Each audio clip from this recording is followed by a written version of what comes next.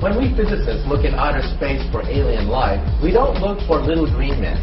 We look for type 1, type 2, and type 3 civilizations. A type 1 civilization has harnessed planetary power.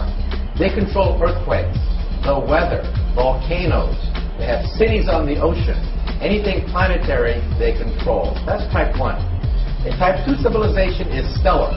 They've exhausted the power of a planet, and they get their energy directly from their mother star. They just don't get a suntan on a weekend. They use solar flares. They use the power of the sun itself to energize their huge machines. Eventually, they exhaust the power of a star, and they go galactic. They harness the power of billions of stars within a galaxy. Now, what are we on this scale? We are type 0. We don't even rate on this scale.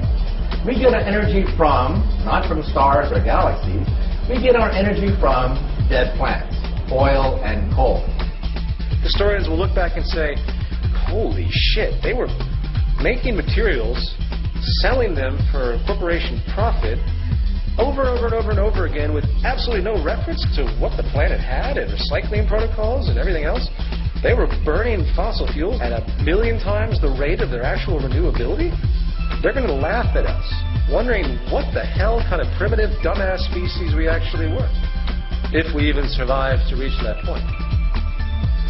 From an extraterrestrial perspective, our global civilization is clearly on the edge of failure in the most important task it faces, preserving the lives and well-being of its citizens and the future habitability of the planet.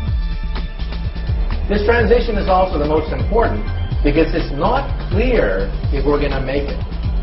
When we look at outer space, we see no evidence of type 1, 2, or 3 anywhere. No evidence whatsoever. The mathematics say that there should be thousands of type 1, 2, and 3 civilizations in the galaxy. We see no evidence of any whatsoever. And why is that?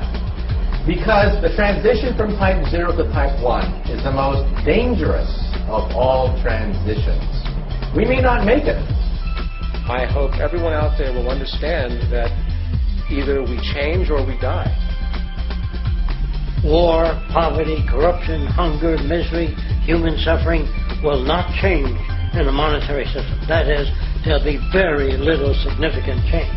It's going to take the redesign of our culture, our values, and it has to be related to the carrying capacity of the earth, not some human opinion or some politician's notions of the way the world ought to be, or some religious notions of the conduct of human affairs.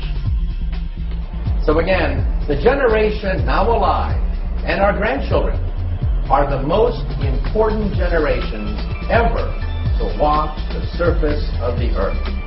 We are the generations that will determine whether we make the transition from type 0 to type 1 or we destroy ourselves because of our arrogance and our weapons. Now, every time I read the newspaper, I see evidence of this historic transition from type 0 to type 1.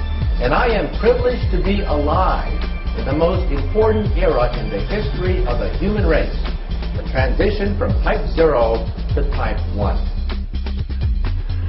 The old appeals to racial, sexual, and religious chauvinism and to rabid nationalist fervor are beginning not to work.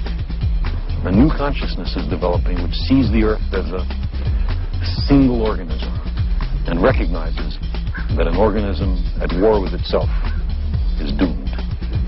We are one planet.